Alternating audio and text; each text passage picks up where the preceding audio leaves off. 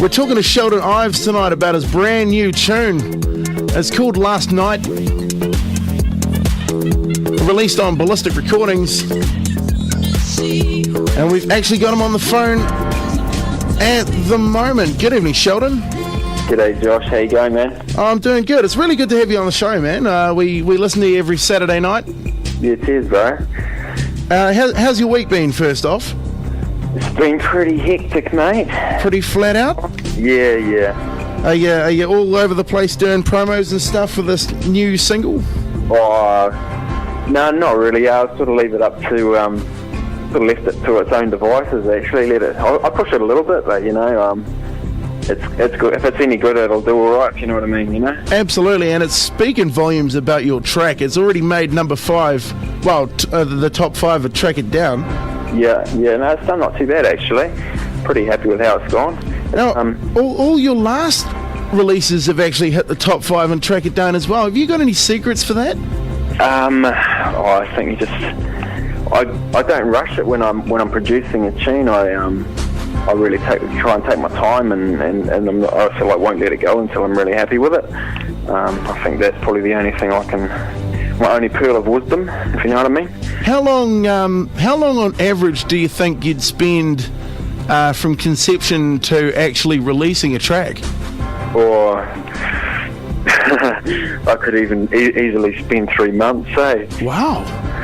Is that all in the studio, or is that scribbling down on bits of paper while driving around? Oh, the way I write a tune is what I do is I muck around on my laptop, use it like a scratch pad, and I'll put down some ideas and stuff. And then I think the basis to a good tune is you've got to have a really solid bass line and kick and percussion. Once you've got that, you can write almost anything on top of it, and it's going to sound good.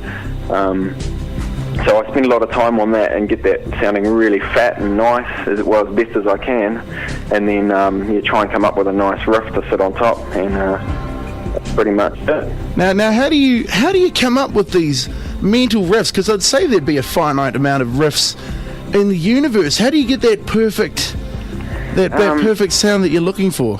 I think when it comes to writing riffs, you've pretty much either got it or you haven't. It's just something that some people are good at. I think for me, that's my strong point is riffs. For a tune, I can write probably 15, 20 different riffs, and then I'll sort of simplify them and change them and twist them around and just do all sorts of stuff until I find one that really fits nice, and then that's what I'll go with. That's pretty much how I did it. It's funny because that tune Last Night, the riff that comes, it drops into after the drop, it goes quite dirty and hard, and then it has this like uplifting riff that comes out of it. I wrote that riff in probably about 5 minutes, and it just sort of came to me out of the blue. I was like, man, I sort of listened to the tune. I go, what does it need? It needs this or that, and and that's sort of where it all ends up. Yeah. And it sounds really, really, natural and native. So this is all coming straight out of your own head. Did you have any collaborations on this project? No, it's all just all my own stuff really. I haven't sat down with anyone. I sat down once with Kyle. Some people would know him as P-Choir, and we had a bit of a go at trying to write a tune but never finished it. But that's pretty much the only guy I've ever sat down with, and that was only for a couple of hours.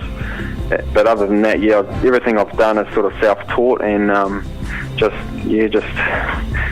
do what I think sounds alright, Now this tune is out on Ballistik Recordings, so a pretty brand new record label. Have you ever worked with these guys before? Well, I've known the guys for some time. Obviously, been in the scene for a while, because obviously, for those of you who don't know, I don't know if you've mentioned it already. It's RP, Dan Rowe, and David Ding. So, are the 3 guys behind Ballistik. So, I've known these guys for some time now, and I'd say they're quite good mates.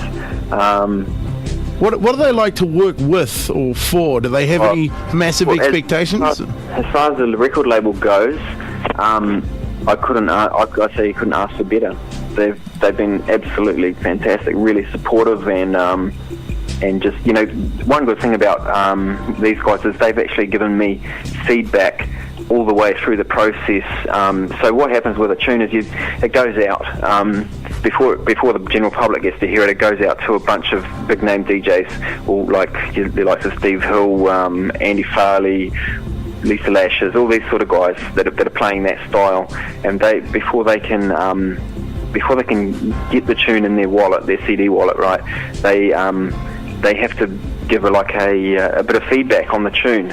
That's amazing. So you've actually had feedback from these massive name DJs. Before the general public even hears it, you've got all this feedback back from these DJs, and they're saying, "Hey, I really like it," or "Hey, it's no good," or whatever. Whatever. They're quite honest about it. What they do think it's really good, but whatever. But I've actually got this tune. I got some really positive feedback on. The other tunes I didn't actually get any feedback from the record labels on.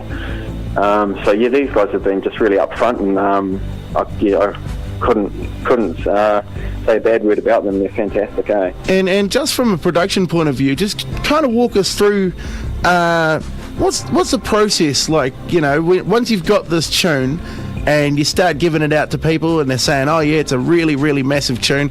How do you go from getting your tunes? First off, how do you record them?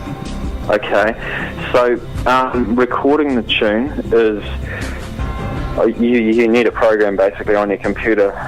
There's a few programs that people use. Probably three common ones would be Logic if you're on a Mac, or if you're on a PC. A lot of people are using Cubase or Fruity Loops. There's another one called Reason. And do you get a bunch of mates together and go into a big flashy studio with martinis and that sort of stuff? Or? I wish. No, what I've done is I've kind of set up a bit of a bedroom studio, and that's where I've done all my producing. So just out in West Auckland in the little room in the back of my house. I guess that kind of that'd really suit a lot of DJs as well, because you got to be comfortable when you're making this sort of groundbreaking music. Yeah, well, I mean, also I think you've got to be able to sort of do some work on it, and then take a step away and then come back to it, because you can hear a whole lot of new things when you come back to a tune that you couldn't hear before. You can get sort of set in a direction that's sometimes a little bit wrong, and you come back and you're like, what was I thinking? That sounds crap. You know what I mean? Or you might have a fresh take on it and go, hey, that's what it needs. And yeah, that's what I find works for me anyway. So it's almost proofreading, isn't it?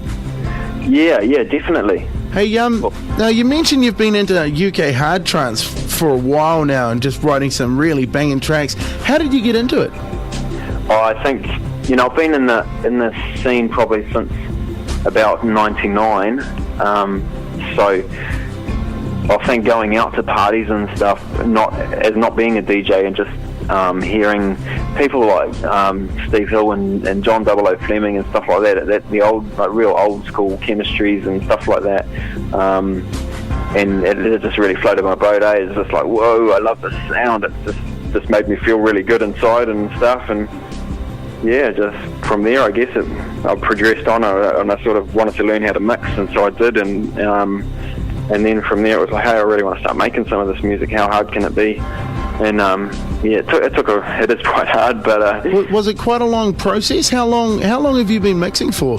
I started mixing probably about 2004. Started trying to produce. I actually got the program probably 2006. Didn't actually get.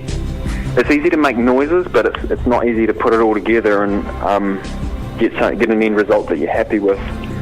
So yeah, that didn't happen till I got my first record label signing in 2009. So yeah, a few years worth of making sounds and crap before I got something that someone would go, hey, that's actually pretty good, Absolutely. Now, just finally, can you tell us a couple of things about this new track, Last Night?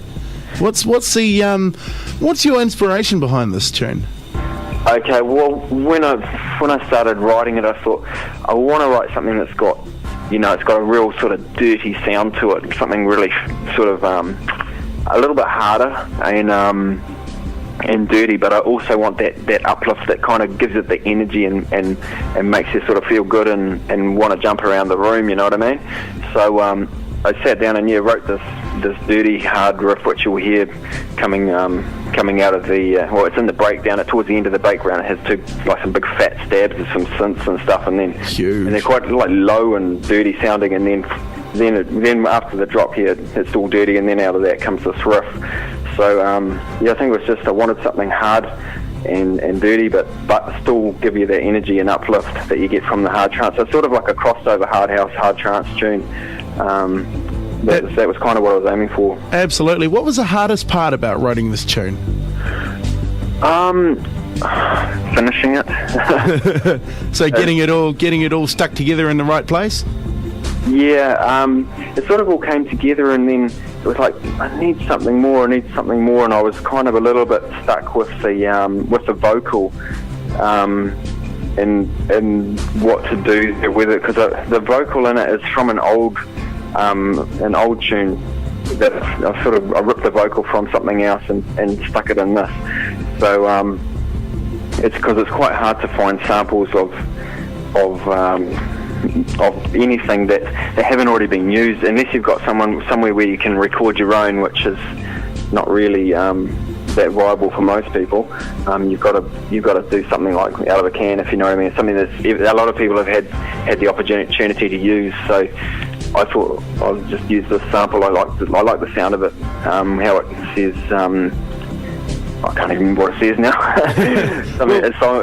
All I can remember is a song that goes like this or something like that, and then it just comes in with these fat stabs that you've... Huge. Like if you're in a crowded room in a party and that sound sort of comes out, it's something that you're going to stick in your mind. It's like, whoa, where did that come from? Do you know what I mean? Yeah. So and from being on the other side of the deck for so many years, I things like that really stuck out to me, and I thought that's the sort of thing I need to do to get people's attention, to make them remember this tune and want to go and buy it or whatever, you know.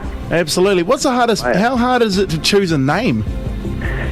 Well, for me, I try and keep it simple, because if someone hears a tune out, like let's say Last Night, and the tune has got Last Night in it as like the mainly like the key sort of part of the tune, they're going to like, hey, wonder what it's called. Wonder if it's called Last Night, you know, because you don't always know what a tune is called.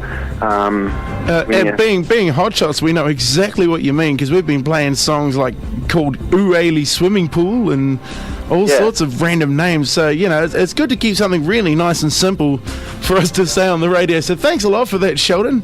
No worries. We really appreciate it up here in Hot Shots. Have you got anything coming up in Sheldon land? Anything coming up? Any Ballistics news? Yeah, I'm working on a remix for Fever at the moment, and I've got probably about three other originals on the go. It's just a matter of getting them finished, really. Can't wait to hear from them, man. Yeah, it's hard at the moment. I'm finding it hard to get the time in the studio to make the noises. I seem to have a lot of things going on in my life, and it's quite difficult to set aside this time where I can't have any interruptions and just go hard, you know what I mean? Absolutely, and these aren't the kind of things that you can rush, to be honest. Well, some people, I mean, there's some producers around in Auckland even that are really good, and they can spit out a tune in a few hours, you know, and happy with that. And they're just absolute factories. Yeah, they are. Unfortunately, I'm not one of those people. I take my time, and sometimes maybe a little bit too long, but you know.